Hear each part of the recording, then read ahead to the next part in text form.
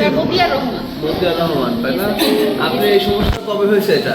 Sir 20 বছর হয়েছে। 20 বছর? এর আগে আবেদন করেন নাই তো কেন তাহলে? করিনি। অনেক দিন তো হয়ে গেছে।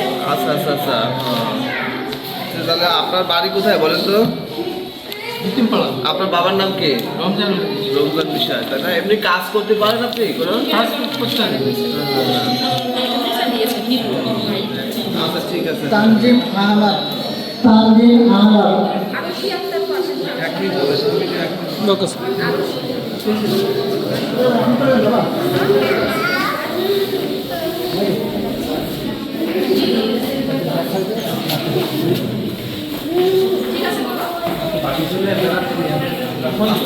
আয়েশা খাতুন, পিতা মন্ত্রী।